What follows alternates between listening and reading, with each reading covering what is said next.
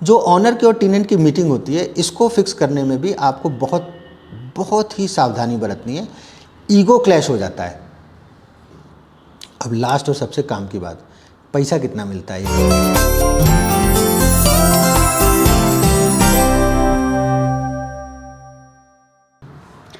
Sir, जब कल आप यहाँ पे नहीं थे तो एक क्लाइंट आए थे जिनको कमर्शियल स्पेस चाहिए था, तो मैं उनको अच्छे से अटेंड नहीं कर पाई। तो अब आप बताइए कि ये कमर्शियल लीजिंग क्या होती है और कैसे इसको अटेंड किया जाता है। हाँ जी मैम, कॉमर्शियल लीजिंग एक स्पेसिफिक काम है। कॉमर्शियल प्रॉपर्टी की लीजिंग एक स्पेसिफिक काम है और इसके लिए थोड़ा सा आपको नॉलेज चाहिए। आज इस वीडियो के माध्यम से मैं अभी अपने सभी दर्शकों को पूरा डिटेल से बताऊंगा कि कॉमर्शियल लीजिंग के क्लाइंट को कैसे अटेंड किया जाता है, उनसे क्या बातें की जाती हैं और क्या बातें उनसे पूछी जाती हैं, और कैसे आपको ऑनर को मिलवाना है टेनेंट के साथ, कैसे दोनों की नेगोशिएशन में आपका बहुत ही क्रिटिकल और इम्पॉर्टेंट रोल होता है। उसके बाद जब उनकी नेगोशिएशन फाइनलाइज हो जाती है, उसके बाद आपको क्या क्या लीगल कार्रवाइयाँ करनी होती हैं, क्या आप स्टैम्प पेपर वगैरह में क्या एग्रीमेंट्स बनते हैं, उनको एग्रीमेंट रजिस्टर्ड कैसे होते हैं, ये पूरा आज विस्तार से बताया जाएगा। वीडियो अवश्य थोड़ा लंबा होगा। जो भी प्रॉपर्टी डीलर इस वीडियो को कम्प्लीटली देखते हैं वो आज इस वीडियो को देखने के बाद अपने काम में एक और काम ऐड कर सकते हैं और कॉमर्शियल लीजिंग का काम विद फुल कॉन्फिडेंस वो कर सकते हैं। देखो भाई, सबसे पहले जब कोई जगह देखने आता है तो वो आपको उससे बेसिक 3 सवाल पूछने हैं कि सर काम क्या करना है आपको, सेकंड आपको कितनी जगह चाहिए, थर्ड आपका बजट क्या है। इन 3 सवालों से आपकी कम्युनिकेशन को एक डायरेक्शन मिल जाता है। फॉर एग्जाम्पल, सपोज बंदा कहता है कि मुझे रेस्टोरेंट खोलना है, फिर आप उनसे पूछोगे कि कैसा रेस्टोरेंट खोलना है, फाइन डाइनिंग वाला या ढाबा पैटर्न। अगर वो कहते हैं कि नहीं फाइन डाइनिंग खोलना है, तो आप इमीडिएटली आपके दिमाग में वो 4-5 प्रॉपर्टीज़ जो आपके आसपास, जिन प्रॉपर्टीज़ में टू लेट के बोर्ड्स लगे हुए थे, वो प्रॉपर्टियाँ आपके दिमाग में आएंगी और आप इमेजिन करोगे 2 मिनट के अंदर कि अच्छा हाँ यार, वो बंदा था जो कह रहा था कि मैं रेस्टोरेंट के लिए भी दे दूंगा। क्योंकि कुछ लोग रेस्टोरेंट्स वगैरह को रेंट आउट प्रॉपर्टी देने में संकोच करते हैं। कई ऑनर्स की स्पेसिफिक कम्युनिकेशंस होती हैं, जैसे वो कहते हैं कि भाई किसी ऐसे बंदे को दीजिए जो नीट एंड क्लीन काम करता हो। कुछ कहते हैं हमें रिटेल कोई देना है जिसमें कि कपड़े के स्टोर हो गए, शूज़ के स्टोर हो गए, एसेसरीज़ हो जाती हैं उनके स्टोर्स हो गए। कुछ कहते हैं कि हमें देना ही बैंक को और एमएनसी को है। और ये बड़ा इंटरेस्टिंग है, सबकी कल्पना है, सबकी फैंटेसी है कि हमारे पास जो किराएदार आए वो बैंक आए, क्योंकि बैंक आपको बड़े टाइमली रेंट देता है, सब बातें। लेकिन इस बैंक और एमएनसी की लालसा में आपकी प्रॉपर्टी बहुत दिनों तक खाली रह जाती है। इस विषय पर मैं एक स्पेसिफिक वीडियो छोटा सा बना के आपको अलग से दूंगा। अभी हम जनरल बात कर रहे हैं तो इसको आगे बढ़ाते हैं।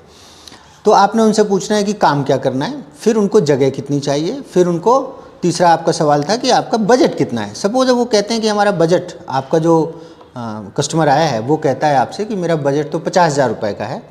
अब मैं एक एग्जांपल के तौर पे बात करता हूँ। यहाँ पे मोहाली में जीरकपुर पटियाला रोड पे मोहाली सिटी स्क्वायर, जहाँ पे अपना ऑफिस है, हमारा ऑफिस है। सपोज इस मार्केट के अंदर कोई ग्राउंड फ्लोर लेना चाहता है तो 50,000 रुपये में कोई ग्राउंड फ्लोर यहाँ नहीं मिलता। उसका रीज़न है कि शोरूम्स बड़े साइज़ के हैं, ये दुकानें नहीं हैं, ये शोरूम है। बाकायदा इनका 18 फुट का मत्था है, 18 बाई 80 फुट का प्लॉट है, जिसमें बेसमेंट तो पूरा 18 बाई 80 मिल जाता है। ग्राउंड फ्लोर में थोड़ी बहुत वेस्टेज है, जैसे कॉरिडोर का एरिया वेस्ट हो जाता है। तो उस हिसाब से लोग यहाँ का रेंट कम से कम ग्राउंड बेसमेंट का 1 लाख के आसपास एक्सपेक्ट करते हैं आज की डेट में। तो अगर कोई 50,000 वाला है और वो ये भी कह देते हैं कई बार कस्टमर की यहीं ट्राई कर लो, इट इज़ नॉट पॉसिबल। तो मतलब किसी भी लैंडलॉर्ड को जिसने वो प्रॉपर्टी फॉर एग्जांपल 2 करोड़ के आसपास खरीदी है, वो कम से कम 0.5 पैसे का रिटर्न तो एक्सपेक्ट करेगा, उतना उसका अधिकार है। तो आप क्लाइंट को समझाओ कि सर कोई फ़ायदा नहीं है, फिर भी आपके ऑनर्स के बहुत सारे नंबर्स लगे हुए हैं यहाँ पर, आप उनको कॉल कर लीजिए हमारे पास, क्योंकि ये प्रैक्टिकल सिचुएशन है, क्योंकि हमारे पास लिस्ट में जो भी नंबर हैं उसमें कोई ऑनर नहीं दे रहा है इस रेंट पे। फिर आप उनको सजेस्ट कीजिए, आपने दिमाग लगाया कि कौन सा ऑनर पटियाला रोड पे दे सकता है और कहाँ पे इनका रेस्टोरेंट अच्छा चल सकता है।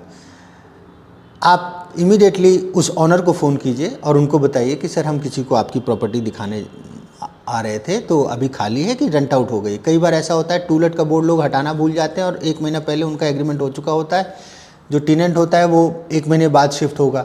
तो ऐसा ना हो कि आप लेके जाएं, फिर वहाँ पे जब बात करने के बाद उसको पसंद आने के बाद फिर आप ऑनर को फ़ोन करें, उसमें बड़ी बेइज्जती हो जाती है।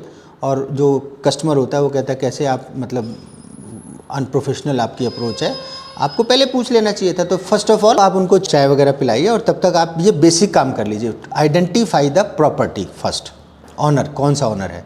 सेकंड है, आपने 3 सवाल पूछा, उसके हिसाब से आपको डायरेक्शन मिल गई कि इनको कहाँ पे इनका बिजनेस सूट करेगा। अब आपने प्रॉपर्टी दिखाई और उनको देखने के बाद उनकी 3-4 डायरेक्शंस हो सकती हैं। नेगोशिएशन किराएदार ज़रूर करता है, इसलिए आपको कैसे हैंडल करना है, ऑनर को बता के चलें कि जो वो रेंट मांग रहे हैं वो थोड़ा ज़्यादा है, उससे थोड़ा सा कम रेंट मिल जाएगा।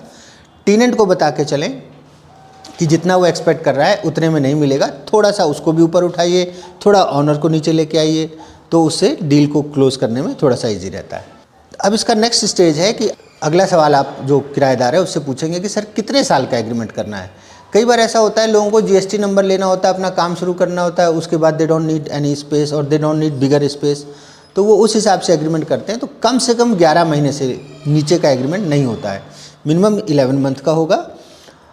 इसका भी एक स्पेसिफिक रीज़न है कि एग्रीमेंट 11 महीने के ही क्यों होते हैं, जब 11 महीने जब पीरियड कम होता है, या फिर जनरली आपने देखा होगा कि 9 साल की लीज़ होती है जिसमें 3-3 साल बाद किराया बढ़ता है 15%। तीसरा एक पैटर्न होता है जिसमें हर साल किराया बढ़ता है 5%, 7%, जैसा उस एरिया का, उस मार्केट का ट्रेंड होता है। जहाँ पे प्रॉपर्टीज़ बहुत कम मिलती हैं, रेयरली मिलती हैं, फॉर एग्जांपल हम बात करें जैसे मोहाली में फेज़ 7 की मार्केट है, 3B2 की मार्केट है, वहाँ पे महीनों इंतज़ार करना पड़ता है, हार्डली कोई स्टोर खाली होता है। तो आपको वहाँ रेगुलर आपको वहाँ पे जब भी उधर जाते हैं तो एक चक्कर मार दो, मार्केट को देख लो कहीं कोई टूलेट तो नहीं लगा है। अगर टूलेट लगा है तो ऑनर से आपको रेगुलर संपर्क में रहना है। कई बार ऐसा भी होता है, मैं एक टेक्निक बताता हूँ आपको कि आप जिस दिन किराएदार आया और उसने जगह मांगी, आप उस दिन भागते हो वहाँ के लिए, and in one day nothing happens, कुछ कर नहीं पाते हैं आप ठीक से बात नहीं कर पाए, ऑनर से पूरा स्पेसिफिकेशन नहीं ले पाए। और यहाँ किराएदार को जल्दी होती है, वो 3-4, वो सिर्फ आपके भरोसे नहीं बैठा है, उसने 3-4 डीलर्स को बोल रखा है, तो जो उसको पहले कम्युनिकेशन करके दे देगा उसके थ्रू वो ले लेगा।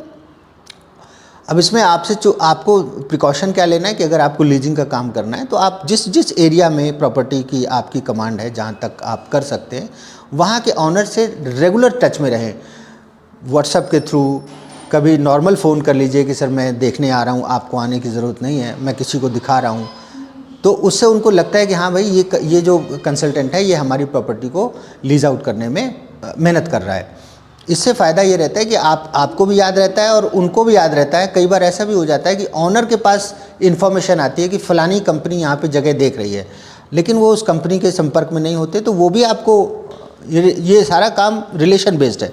अगर आप टच में हैं, बात कर रहे हैं, तो वो आपको खुद भी बता सकते हैं कि भाई हमने सुना है कि लिबर्टी वाले शोरूम खोलना चाहते हैं शूज़ का, तो फुटवेयर का, तो आप एक बार बात करो। और जैसे उसने हमको बताया, हमारे को पता है कि लिबर्टी पंजाब में कौन करता है, हमने तुरंत उनको फ़ोन मिलाना है, पूछना है कि भैया आप जगह देख रहे हो क्या वहाँ।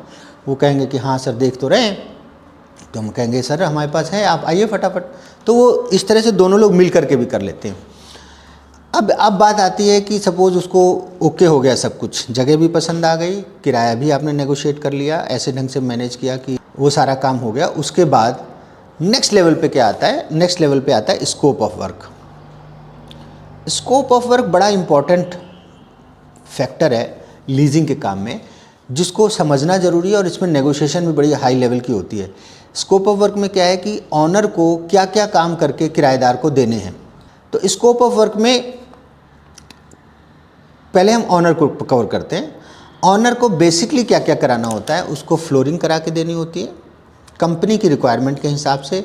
अगर वो कंपनी है, अगर तो टेनेंट नॉर्मल बंदा है, कोई XYZ, मान लो पप्पी ढाबा है, अब पप्पी ढाबे वाला अगर यहाँ पे अपना खोलना चाहते हैं तो पप्पी ढाबे को तो जैसी फ्लोरिंग है वैसी भी चल जाएगी। तो ये भी नेगोशिएशन, ये सारी नेगोशिएशन की चीज़ें हैं। अगर कंपनी है, फॉर एग्जांपल ब्लैकबेरी अपना शोरूम खोल रहा है, तो उसके स्पेसिफिक टाइल्स का कलर है, उसकी वॉल्स का डिफरेंट कलर है, तो वो बताएंगे आपको कि सर ये टाइलें नहीं चलेंगी। बड़ा दुख होता है ना, नई नई टाइल उखाड़नी पड़ती है, बट उखाड़नी पड़ती है, उसमें कोई मतलब आप एडमेंट होंगे। अगर ऑनर आपका एडमेंट है, आर्गुमेंट कर रहा है, तो प्रॉपर्टी टेनेंट मिस कर जाएगा वो। इससे बेटर है कि जैसा वो कह रहे हैं कंपनी वाले, उस हिसाब से आप उसको करवा लीजिए। बहुत ज़्यादा खर्चा नहीं आता, 70 रुपये से लेकर 100 रुपये फुट के बीच में टाइलें लग जाती हैं। तो फ्लोरिंग सारी चेंज कराएंगे। फिर वो कहते हैं वॉल फिनिश चाहिए हमें, बेसिक फिनिश मांगते हैं जनरली, तो उसमें आपको वाइट कलर का पेंट करा के देना होता है, या आपको POP करा के देनी होती है, वट एवर। थर्ड वो मांगते हैं, जनरली जो वो मांगते हैं पावर का कनेक्शन, मीटर पॉइंट तक आपको तार ला के देनी है। कई कंपनियां अर्थिंग वगैरह पे भी बहुत फोकस करती हैं कि आपकी अर्थिंग प्रॉपर्टी की प्रॉपर है कि नहीं। कल को पता चला हम अंदर स्टोर में कोई ऐसा काम कर रहे हैं, बिजली के इक्विपमेंट रखे हैं, तो किसी को करंट लग जाए, अर्थिंग होती है तो उससे थोड़ा बचाव हो जाता है। उसके बाद वो बोलते हैं कि हमें आपको ग्लेजिंग करा के देनी पड़ेगी। अब ग्लेजिंग का मतलब होता है सामने जो टफन ग्लास के शीशे लगते हैं, दरवाजे वगैरह। फिर एक छोटी सी उनकी और रिक्वायरमेंट होती है जिसमें वो कहते हैं कि हमें रोलिंग शटर लगा के दे दीजिए, क्योंकि शटर गिराने और वो पुराना समय चला गया। आजकल रोलिंग शटर्स लगते हैं जिनको आप घुमा करके नीचे ऊपर कर सकते हैं। जनरली इतना ही होता है स्कोप ऑफ वर्क। कोई कोई कंपनी में थोड़ा सा ज़्यादा भी हो जाता है। फॉर एग्जांपल अगर बड़ा फॉर्मेट है, जैसे हम बात करें विशाल मेगा मार्ट की, हम बात करें पेंटालून के स्टोर की, हम बात करें वेस्ट साइड की, जितने एंकर स्टोर्स हैं उसमें चूँकि एक बार खुल गया उसके बाद वो जाना नहीं कहीं, वहीं रहेगा वो 20 साल 15 साल। एग्रीमेंट भी वो लंबा करते हैं, 18 साल का करते हैं। तो उस केस में हो सकता है वो लोग कुछ चीज़ें आपसे कैपेक्स के तौर पे आपसे डिमांड कर सकते हैं कि आपको थोड़ी सी कैपिटल इन्वेस्टमेंट करनी पड़ेगी। उसमें वो 500 रुपये से लेकर के 1000 रुपये फुट तक की, पर स्क्वायर फुट तक की इन्वेस्टमेंट कराते हैं। अब इस चीज़ को ध्यान से समझिए, कैपेक्स जो कराते हैं उसमें भी पहली बात तो ब्रांड अच्छी होती है तभी लोग करते हैं, और करना चाहिए। अगर आपको अच्छा किराएदार मिल रहा है जो आपको पता है कि परमानेंटली, फॉर एग्जांपल आप डोमिनोज़ को ले लो, डोमिनोज़ जहाँ खुलता है वहाँ 20-20 साल तक खुला रहता है। आप कोई भी ऐसा फॉर्मेट ले लीजिए तो वो कैपेक्स लगवाते हैं। आप बैंक को ही ले लीजिए, बैंक कहता है हमें स्ट्रॉन्ग रूम बना के देना है अंदर। अब स्ट्रॉन्ग रूम में बहुत खर्चा आता है, लेकिन आपको पता है कि एक बार बैंक आ गया तो मतलब आप समझ लो कि पेंशन लग गई आपकी। तो कैपेक्स में वो आपको बताएंगे कि 500 रुपये से लेके 1000 रुपये foot whatever they will say, तो आप उसमें नेगोशिएट करो, खूब अच्छे से नेगोशिएट करो कि सर ज़्यादा है, इसको कम कर लीजिए। अगर उनको प्रॉपर्टी पसंद आ गई है तो आपकी नेगोशिएशन की पावर बढ़ जाती है। आप उसमें नेगोशिएट करो, या आप उनसे कहो कि हम आपको कैपेक्स ऐसे नहीं देंगे, आप हमें बताओ क्या क्या काम करने हैं, हम उसमें कैलकुलेशन कर लेंगे 1000 रुपये तक की। उसमें आपकी काफ़ी बचत हो सकती है। फॉर एग्जांपल वो कहते हैं हमें जनसेट दो, ठीक है जी, जनसेट 4 लाख का आएगा, दे देंगे। फिर वो कहते हैं कि हमें आप एसी लगा के दो, सेंट्रलाइज एसी बना के दीजिए, या कुछ भी इस टाइप की रिक्वायरमेंट बोलते हैं, आप उसकी कैलकुलेशन कर लीजिए। और उसमें आप देखेंगे कि अगर आप खुद काम कर रहे हैं तो आपका काफ़ी पैसे की बचत हो जाती है। उसमें उनको कोई आपत्ति भी नहीं होती, वो स्पेसिफिकेशन बता देते हैं, उसी स्पेसिफिकेशन की चीज़ लगानी होती है। आपकी अगर परचेजिंग कहीं से अच्छी जगह से हो सकती है तो आप पैसे बचा लो। तो ये स्कोप ऑफ वर्क वाला चैप्टर हो गया जिसमें हमने ऑनर का स्कोप ऑफ वर्क ख़त्म किया। अब आप प्रॉपर्टी को suppose scope of work complete किया और आपने, आज हमारी बात हुई 11 तारीख को, और हमने ये सारा काम करके रेडी करके प्रॉपर्टी उनको 30 तारीख को हमने हैंड ओवर कर दी। अब समझना ध्यान से, 30 तारीख को आप जब उसको पोजीशन देंगे किराएदार को, तो आपको 100% ये ध्यान रखना है कि आपको पोजीशन लेटर रिटर्न में, लिखित में उनसे लेना है। पोजीशन ये जब आपने काम शुरू तब करना है जब आपको LOI मिल जाए। LOI मतलब लेटर ऑफ इंटेंट, कंपनी की तरफ से एक लेटर आपको मिलेगा जिसमें अमूमन वो 1 महीने का किराया भी एज एडवांस देते हैं। ये भी नेगोशिएशन का पार्ट है। यहाँ भी आप 2 महीना मांग सकते हो। मान लीजिए स्कोप ऑफ वर्क बहुत ज़्यादा है और आपको लग रहा है कि यार इतना पैसा लगाना है, तो कंपनी से आप कह सकते हैं कि भाई एक तो हम सिक्योरिटी 6 महीना लेंगे इंस्टेड ऑफ 3 मंथ। दूसरा आप उनसे कह सकते हो कि आप हमें 3 महीने का एडवांस दे दीजिए किराया LOI पे ही, ताकि हम काम करवा सकें। और अगर उनको प्रॉपर्टी पसंद आ गई, एक बार फिक्स हो गया ना कि हमें लेना है, तो उनको पैसे देने ही है, वो आपको दे देंगे। ज़्यादा से ज़्यादा वो सिक्योरिटी पे नेगोशिएट करते हैं। तो negotiation is the fundamental right of both the parties who are going into the contract. Before the contract they will do utmost negotiation. After the contract there is no negotiation, things will move as per the agreement terms. तो इसलिए negotiation में घबराना नहीं है। Negotiation में आराम से बैठिए, बात कीजिए, और कुछ चीज़ें उनकी मान जाइए, कुछ अपनी मनवा लीजिए। घर में तो करते ही हो ना नेगोशिएशन रोज।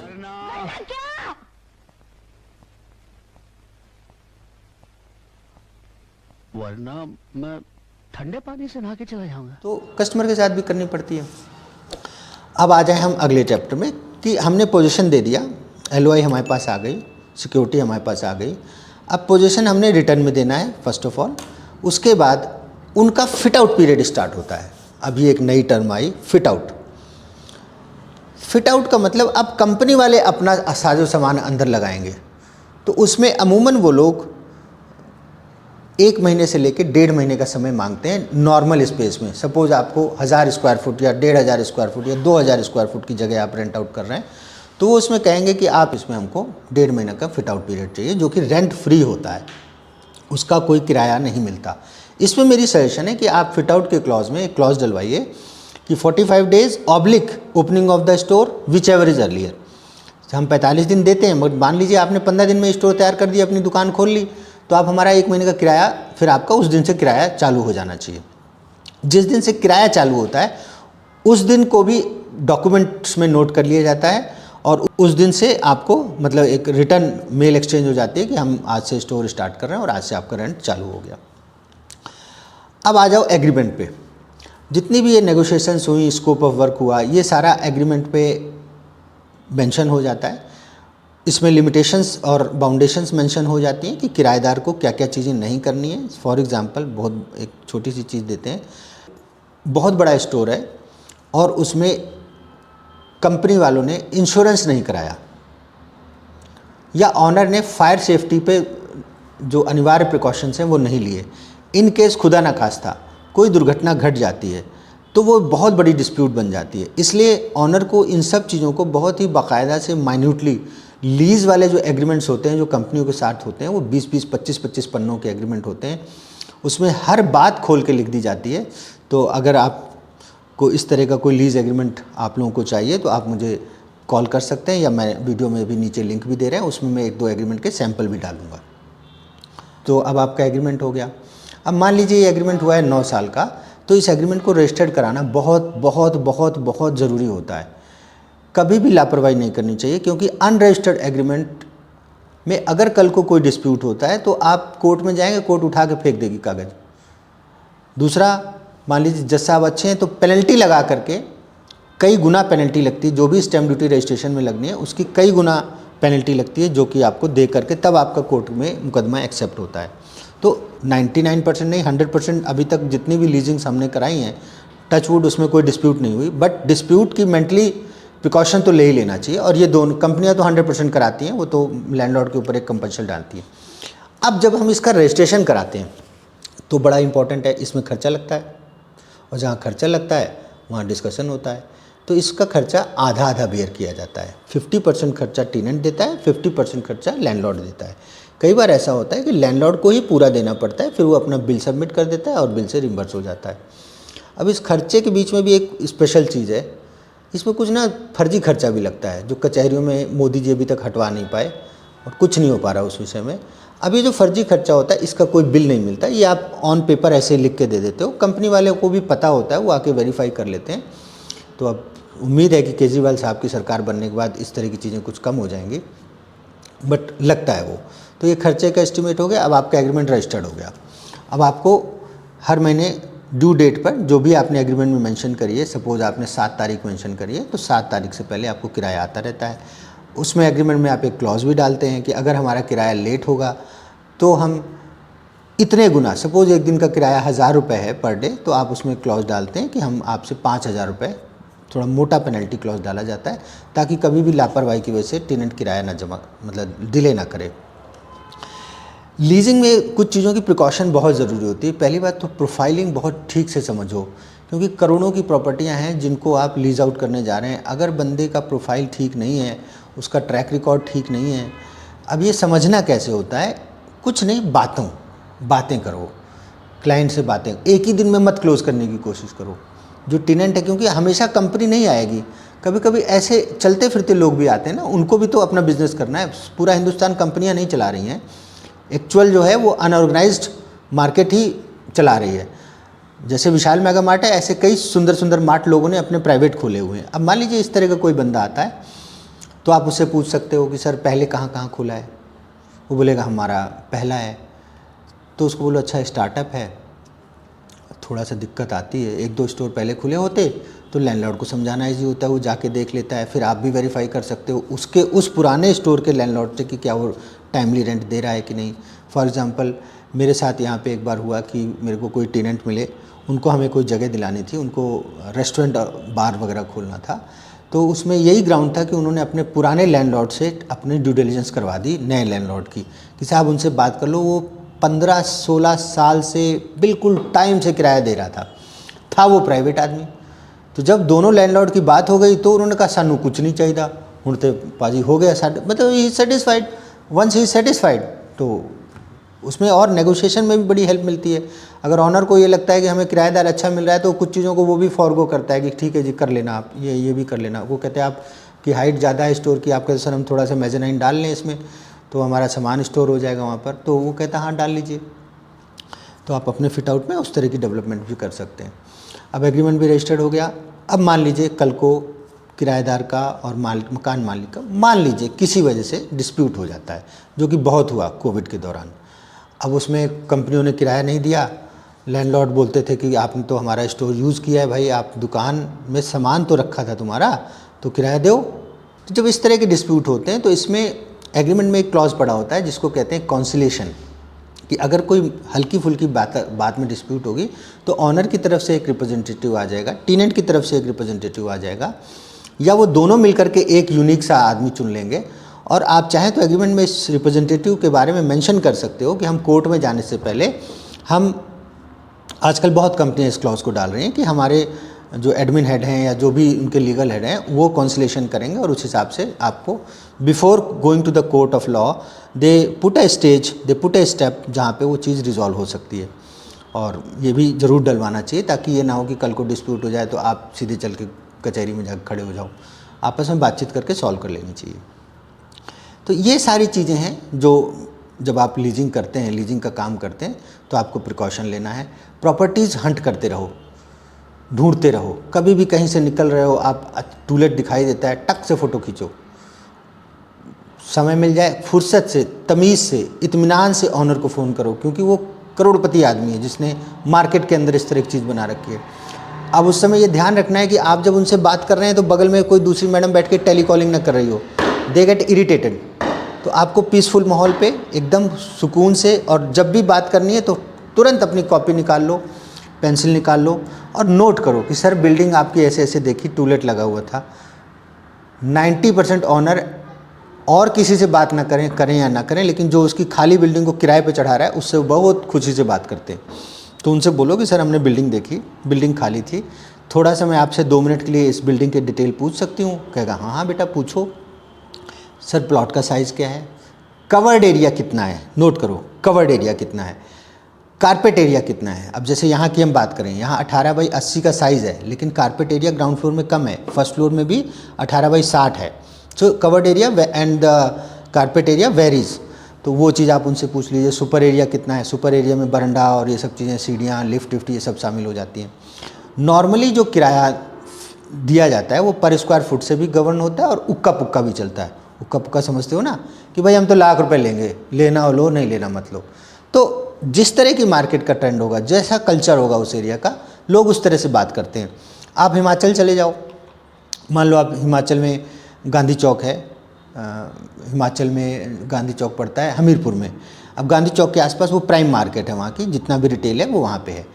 तो वहाँ पे लोग पर स्क्वायर फुट बात नहीं करते हैं, वो उक्का पुक्का बोलते हैं कि भाई ये जगह है, देख लो अपनी आँखों से, इसका हम किराया मांग रहे हैं 1 लाख रुपये, 1.5 लाख रुपये, वट एवर।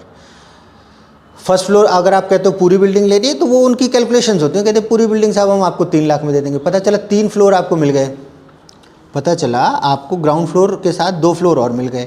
आपने वो सारा डिटेल प्रॉपर वे से नोट करना है जब ऑनर बताएंगे। फिर आप ऑनर को कम्युनिकेट करो, वो पूछेंगे कि बेटा क्यों पूछ रहे हैं आप, कि आपके पास कोई किराएदार है, तो आप उनको इंट्रोड्यूस कर दो प्रॉपर वे से कि सर हम एक लीजिंग कंसल्टेंट हैं, हमारे पास ब्रांड्स, कंपनी वाले, बैंक, प्राइवेट लोग भी, ये सब लोग हमारे पास आते रहते हैं जिनको जगह चाहिए होती है। तो हम अभी डाटा कलेक्ट कर रहे हैं, 3-4 दिन में हम किसी की विजिट भी कराने वाले हैं। कुछ तो उनको आश्वासन दो कि वो डाटा दे रहा है, 15 मिनट टाइम आप उनका ले रहे हो, तो वो बोलो सर हम विजिट भी कराने वाले हैं, तो हम उस दिन आपको अगर ज़रूरत पड़ेगी तो बुलाएंगे, तो आप आ जाएंगे, या कोई ताला खोलने के लिए आ जाएगा। आपने उनसे क्लियरली बात की। फिर लास्ट में वो बहुत ज़रूरी, सर मेरा नंबर प्लीज़ सेव कर लीजिए। ऐसा ना हो कि जिस दिन मैं फ़ोन करूं, किराएदार जिस दिन मेरे पास हो, आप अननोन नंबर समझ के उठाएं ना उसको। वो कहेगा हाँ हाँ, तो आप उनको तुरंत नंबर सेव कराइए, उनका नाम पूछिए, उनका नंबर प्रॉपर्टी के रेफरेंस से सेव कीजिए, Zirakpur Patiala road main highway फलानी प्रॉपर्टी। तो उससे आपको भी याद रहेगा, क्योंकि आपके पास धीरे धीरे ये लिस्ट बढ़ती चली जाएगी। जब कोई आएगा कस्टमर और कोई चीज़ मांगेगा, सपोज़ कोई बंदा आया, उसका कहता है मुझे ऑफिस खोलना है, 300 फुट जगह चाहिए। लीजिंग में सिर्फ रिटेल नहीं होता है, ऑफिस स्पेस भी होते हैं। अब उसने 300 फुट जगह मांगी और आपको याद ही नहीं आ रहा है, क्योंकि आपके पास तो जो बिल्डिंग है वो सब 1000 फुट की हैं। तो वो इन्वेंट्री आपको प्रॉपर वे से मेंटेन करनी है, एक्सेल शीट में बना करके प्रॉपर मेंटेन करो। Property on this road, property on Panchkula, property on 3B2, property on Chandigarh 35 sector, 8 sector. Chandigarh की एक फ़ाइल बना लीजिए, उसमें हर एक सेक्टर का अलग रखो। प्रॉपर्टी का ऑनर का नाम नंबर लिखो, प्रॉपर्टी एक रेफरेंस नंबर डाल दो, उस रेफरेंस नंबर में फ़ोटोएं सेव करो, ताकि जब आपकी कम्युनिकेशन हो आप एक से एक करके आपका तार जुड़ जाए और आप इमीडिएटली ऑनर को फ़ोन करके हल्का फुल्का उससे समझ लें कि कैसे करना है। उसके बाद टेनेंट को आप मीटिंग को, हाँ सबसे इम्पोर्टेंट पॉइंट, मीटिंग, जो ऑनर की और टेनेंट की मीटिंग होती है, इसको फिक्स करने में भी आपको बहुत ही सावधानी बरतनी है। ईगो क्लैश हो जाता है, और ईगो क्लैश का मतलब डील गई हाथ से। तो आपको कोशिश, अब जनरली ऑनर कह देते हैं कि आप हमारे घर आ जाइए मिलने के लिए, कंपनी वाला कहता है कि आप दिल्ली आ जाओ मिलने के लिए, ख़त्म हो गई कहानी। वो कहता है हम नहीं जाएंगे, वो कहता है हम नहीं जाएंगे। बेटर है you call both of them in your office, आप उनको अपने दफ्तर में बुलाइए। ऑनर को पहले ही बता दीजिए कि सर जिस दिन मीटिंग होगी क्या आप हमारे ऑफिस आ जाएंगे, कोई दिक्कत तो नहीं है आपको। अगर वो कहते हैं कि नहीं आप हमारे घर आ जाओ, तो आपको उनको बोलना है सर मैं तो आ जाऊंगा, लेकिन कंपनी वाले बंदे घर नहीं आएंगे सर, उनके लिए ऑफिस में ही मीटिंग हो सकती है। अगर सपोज़ कोई ऐसे भी हमारे मित्र लोग हो सकते हैं जिनके पास अभी प्रॉपर ऑफिस ना हो, कोई बात नहीं, ये किस लिए खुलता है, सीसीडी, बेरिस्ता, ये सब इसीलिए खुलता है ना। वहाँ पे बढ़िया फर्स्ट क्लास सिटिंग लॉन्ज होता है, जाइए वहाँ एक एक कॉफ़ी ऑर्डर कीजिए, उसका भी मज़ा लीजिए, और प्रॉपर वैसे मीटिंग करके जो भी नेगोशिएशंस हुई हैं उनको नोट कर लीजिए डायरी में। दोनों पार्टी को बोलिए कि सर ये डिस्कस हुआ है, ये नेगोशिएशन हुई है, साइन वाइन करवा भी सकते हो, नहीं भी है तो बोलो सर मैं आपको इसकी फ़ोटो खींच के भेज रहा हूँ, सो दैट बाद में कोई भी पार्टी मुकरे ना कि नहीं हमने तो नहीं बोला था कि टाइल लगा के देंगे। तो उसमें डीलर्स को बहुत प्रॉब्लम होती है। अब लास्ट और सबसे काम की बात, पैसा कितना मिलता है ये काम करने का। देखो भैया, ये काम करने का पैसा कितना मिलता है ये डील पे, उसके साइज़ पे, उसके ब्रांड के प्रोफाइल पे, उस हिसाब से डिपेंड करता है। ऑनर से भी आप कमीशन लेते हैं, किराएदार से भी आप कमीशन लेते हैं। जो कंपनियां होती हैं उनको आप प्रॉपर वैसे बिल देते हैं विद जीएसटी, वो 10% टीडीएस काटते हैं, 18% जीएसटी ऐड करके आपको उसकी पेमेंट करते हैं। कितने दिन का मिलता है ये जानने के लिए आपको मुझे पर्सनली फ़ोन करना पड़ेगा, कुछ बातें वीडियोज़ में नहीं बताई जा सकती।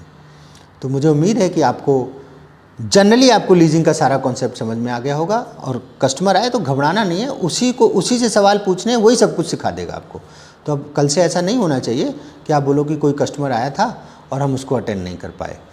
थर्ड, हम तो हमेशा अवेलेबल हैं, अगर हम फिजिकली नहीं तो फ़ोन करो हमको, कोई भी डाउट है तो पूछ लो।